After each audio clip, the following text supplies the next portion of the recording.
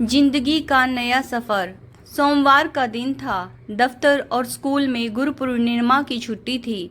सब आराम से सो रहे थे। गंगा जी धीरे से रसोई में गई और 2 कप चाय बनाकर बरामदे में बैठ गई और बोली, सुनते हैं चाय बन गई है, आ जाइए बाहर। हल्की धूप है और हवा भी अच्छी चल रही है। अब विटामिन डी के लिए दवाई खाना अच्छी बात नहीं है। जब फ्री में भगवान विटामिन डी बांट रहे हैं तो कमरे में क्यों बैठे हैं? गंगा जी अपने पति कमल जी से कहती हैं। कमल जी कमरे से बोले, आता हूँ भाग्यवान। 1 कप चाय बनाई हो और बुला तो ऐसे रही हो जैसे चाय के साथ ना जाने और क्या क्या खिलाओगी। सही कहते हैं लोग, कमाऊ पति लाख का और रिटायर पति खाक का। इतना कहकर बाहर बिछी हुई खाट पर आकर बैठ गई। गंगा जी बोली, ये जो आपने अभी अभी एक जुमला बोला उसकी क्या जरूरत थी? कमल जी बोले, तो क्या गलत बोला भाग्यवान, तुम ही बताओ। एक वक्त था जब चाय के साथ बिस्किट पकोड़े और कुछ नहीं तो ब्रेड ही सेक कर देती थी। अब देखो, सुबह हो या शाम बस 1 कप चाय के साथ पानी दे देती हो। वो इसलिए कि अब मैं कमाता नहीं। गंगा जी बोली, आप तो सब जानते हैं, फिर क्यों अपने मन को दुखी करते हैं और ये सब कहकर मुझे भी आप दुखी कर देते हैं। अब कहाँ मेरे हाथ में सब कुछ है। पहले की बात अलग थी, रसोई और घर सब मेरे हाथ में था, पर मैंने तो अपना पूरा साम्राज्य अपने ही हाथों से बहू को सौंप दिया था। पर मुझे क्या मालूम था कि घर में कुछ खाने के लिए बहू से इजाज़त लेनी पड़ेगी। लोग चाय के साथ बिस्किट डिबा कर खाते हैं, पर यहाँ मीठी चाय में अपने नमकीन आंसू मिलाकर गंगा जी पी रही थी। तभी उधर से गंगा जी की बहू दीपा अपने बालों को लपेटते हुए आई और बोली, मम्मी जी, एक दिन भी चैन की नींद नहीं सोने देते आप लोग। क्या होता अगर सुबह चाय नहीं पीते?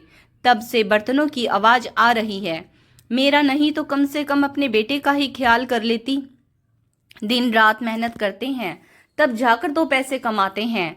आप लोगों की तरह नहीं कि बैठकर खाट तोड़ते हैं। गंगा जी बोली, बहू, सुबह सुबह लोग राम का नाम लेते हैं। मैंने तो तुम्हें चाय बनाने के लिए भी नहीं जगाया, फिर भी तुम सुबह सुबह ऐसी बातें कर रही हो। दीपा बोली, आपको पता है ना, पूरा दिन उनके इंतजार में मैं भी आराम नहीं कर पाती हूँ।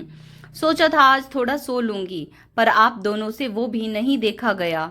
कमल जी बोले, बहू, तुम्हारी नींद खराब हो गई उसके लिए माफी चाहूंगा। अगर तुम गौरव के लिए दिन में जागती हो तो अपना पत्नी धर्म निभाती हो। कुछ घंटे पति के लिए जागती हो तो इतनी तकलीफ। इस माँ ने भी कई रातें अपने बेटे की नींद के लिए कुर्बान की है। क्या उसका कोई मोल नहीं है? इसने तुम्हें नहीं जगाया कि तुम्हारी नींद ना खराब हो, फिर भी तुम इस बिचारी को सुना रही हो। दीपा बोली, छोड़िए, मुझे आज आप लोगों से बहस नहीं करनी, वरना बेकार में बात का बतंगड़ बनेगा, जिसके लिए ना तो मेरे पास वक्त है ना ही आपके बेटे के पास। इतना कहते हुए दीपा वहां से चली गई। कमल जी और गंगा जी एक दूसरे का चेहरा देखने लगे। करीब 9 बजे गौरव जगा।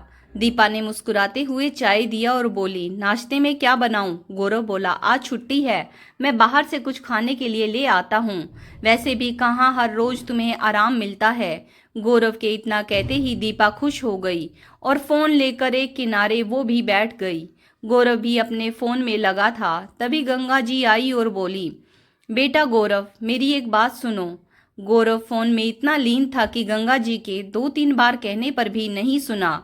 कमल जी अपनी कड़क आवाज में बोले, तुम्हारी माँ तुमसे कुछ कह रही है। गौरव ने मुड़कर पीछे देखा और बोला, बाऊजी, अगर मैं नहीं सुन रहा हूँ इसका मतलब है कुछ जरूरी काम कर रहा हूँ। आप लोगों की फालतू बातों के लिए मेरे पास वक्त नहीं है। कमल जी बोले, बेटा, एक तो वैसे भी तुम्हारे पास हमारे लिए वक्त नहीं होता। आज छुट्टी का दिन है, तब भी क्या तुम्हारे पास हमारे लिए वक्त नहीं है? दीपा भी गुस्से भरी नजरों से गंगा जी की तरफ देखी तो गंगा जी कमल जी के कंधे पर हाथ रखकर बोली, जाने दीजिए, हो सकता है जरूरी काम कर रहा होगा। दीपा बोली, देख लिया आपने, एक दिन जब आप इन लोगों के साथ वक्त नहीं कटता तो मेरे बारे में सोचिए। पूरा दिन मैं कैसे अपना समय काटती हूँ। आप आराम से चाय पीजिए, मैं देखती हूँ उनको। दीपा उठकर चारपाई के पास गई और बोली, बताइए क्या तकलीफ है आप दोनों को? क्यों नहीं हमें 2 पल चैन से बैठने देते। गंगा जी बोली, बहू कोई परेशानी नहीं, बस मैं ये कह रही थी कि गौरव बाहर से खाने लाने की बात कर रहा है, पर बाहर का खाना तो हम दोनों खा नहीं पाते हैं।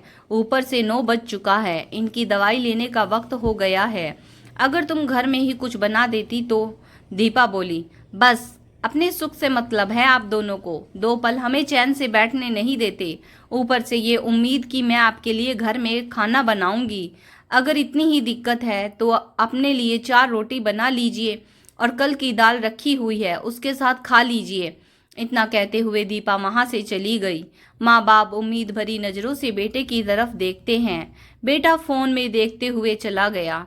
गंगा जी अपने आंसुओं को छिपाने की नाकाम कोशिश करते हुए कमल जी से बोली, सुनिए मैं रोटी बना देती हूँ, या फिर देखती हूँ अगर फ्रिज में ब्रेड होगा तो वो सेक दूंगी।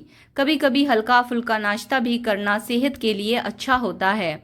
कमल जी मुस्कुराते हुए पत्नी को देखते और सोचते, क्या से क्या हो गई जिंदगी बच्चों के मोह में। हर रोज की लगभग यही कहानी थी। आज तो बेटा था। जब उसके सामने माँ बाप की ये स्थिति थी तो उसकी अनुपस्थिति में बेचारे बूढ़े माँ बाप की क्या दशा होती होगी, ये कल्पना करना भी मुश्किल है।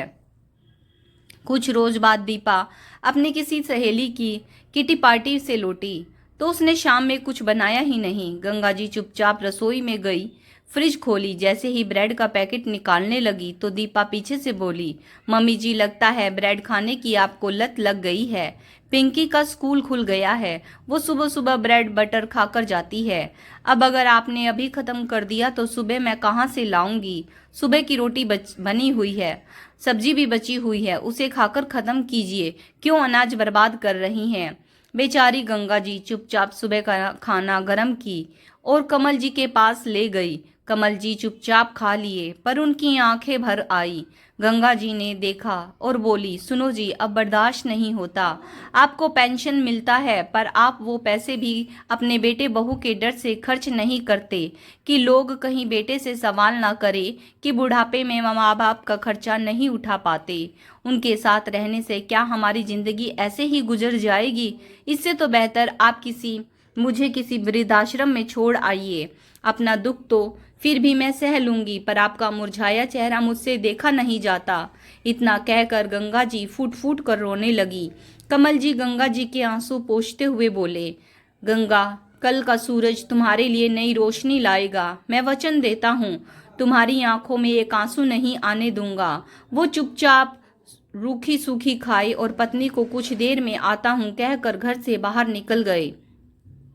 कमल जी के घर के पास उनके एक पुराना मित्र दयाराम जी रहते थे, जिनसे वो हर रोज मिलते थे। वो उनके हालात के बारे में सब जानते थे।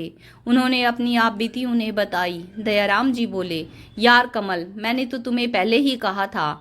करीबन यहाँ से 15 किलोमीटर दूर एक सोसाइटी बन रहा है जहाँ हमारे पुराने कई मित्र रह रहे हैं। कुछ बच्चों के साथ रह रहे हैं, कुछ अकेले रह रहे हैं। मैंने भी कुछ पैसे लगाकर वहां घर लिया है और इस घर के निचले हिस्से में बेटा रहेगा और ऊपरी हिस्से में किराया लगा कर जा रहा हूँ। उसी किराए से महीने का खर्च भी निकल जाएगा। तुम वहां घर क्यों नहीं ले लेते? तुम्हारे घर के तो अच्छे दाम भी मिल जाएंगे। कमल जी बोले, दयाराम तुम मेरे सामने अभी उस बिल्डर को फोन करो और पूछो कितनी जल्दी मुझे घर मिल सकता है और इस घर को बेचने की बात चलाओ। मैं जल्द से जल्द इस घर से निकल जाना चाहता हूँ। बस याद रखना कि ये बातें हम दोनों के बीच में रहनी चाहिए। दयाराम जी ने तुरंत बिल्डर से कमल जी की बात करवाई और सब तय करवा दिया। कुछ घंटे बाद कमल जी घर लौट कर आई तो दीपा दरवाजे पर थी। बोली, बाबूजी ये क्या नया शौक पाल लिया है? ये कोई घर आने का समय है? कमल जी ने कुछ जवाब नहीं दिया, चुपचाप कमरे में चले गए। गंगा जी ने जब पूछा तो कमल जी ने बस धैर्य रखने को कहा और कोई जवाब नहीं दिया। करीब करीब 15-20 दिन बाद दयाराम जी का फोन आया। उन्होंने पूरी बात बताई। कमल जी मुस्कुराकर गंगा जी को बोले, इस घर में कुछ अच्छी यादें तो है नहीं, तो जो थोड़े बहुत तुम्हारे कपड़े और अम्मा बाबूजी की तस्वीरें हैं एक अटैची में रख लो। फिर उन्होंने पत्नी को सारी बात बताई। गंगा जी घबरा रही थी। कमल जी बोले, घबराती क्यों हो? तुम्हारा पति अभी जिंदा है। जिन बच्चों के लिए तुमने अपने रातों की नींद गंवाई हो, जब उनके पास तुम्हारे लिए वक्त नहीं तो इस घर में हम रह कर भी क्या करेंगे। शाम में दयाराम जी के साथ कुछ लोग आए। दीपा ने बहुत हंगामा किया और गौरव को फोन लगाया। उन लोगों ने पूरा घर देखा। गंगा जी और कमल जी कागज पर दस्तखत कर दिए। उतनी ही देर में गौरव लौट कर घर आया। जब तक गौरव को सारी बात पता चली, कमल जी ने अपना काम कर दिया। बिल्डर ने बताया, फिलहाल एक घर तैयार है, आप कुछ दिनों के लिए उसमें शिफ्ट हो जाइए। करीब 1 महीने बाद आपको फ्लैट भी तैयार हो जाएगा। हम आपको उसमें शिफ्ट करवा देंगे, कोई परेशानी नहीं होगी। गौरव ने पूछा, बाबूजी ये सब क्या चल रहा है, क्या कोई मुझे कुछ बताएगा। कमल जी बोले, तुम्हारे पास हमारे लिए वक्त कहाँ है, अब तुम कहते हो तो बता देता हूँ। ये घर मैंने बेच दिया है और अपने लिए एक नया घर भी खरीद लिया है। आज के आज हम उस घर में शिफ्ट हो रहे हैं। पेंशन मिलता है और घर खरीदने के बाद जितने पैसे हमारे पास बचे हैं उसमें तो मेरा जीवन भी कट जाएगा और अंतिम क्रियाक्रम भी हो जाएगा। तो हमारा साथ इतने दिनों तक का ही था, जय राम जी की। इतना कहकर कमल जी गंगा जी का हाथ पकड़ा और नए सफ़र पर निकल पड़े। पीछे से बेटा बहू कहने लगे, आप हमारे साथ ऐसा कैसे कर सकते हैं, कोई माँ बाप अपने बच्चों के साथ इतना बुरा कैसे कर सकता है।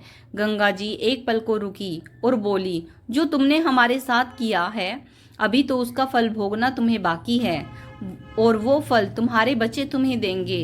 हमने तो अपना क्रियाक्रम तक का इंतजाम कर लिया, तुम अब अपना सोचो। इतना कहकर वो अपने आंसुओं को पोंछते हुए निकल गई और फिर कभी मुड़कर उन रिश्तों को याद नहीं किया जिन्होंने ना तो कभी वक्त दिया ना कभी सम्मान। तो दोस्तों, आज की कहानी आपको कैसी लगी कमेंट्स करके ज़रूर बताइएगा। अगर आपको कहानी पसंद आई है please like share and subscribe my channel stories by Sunita Saini.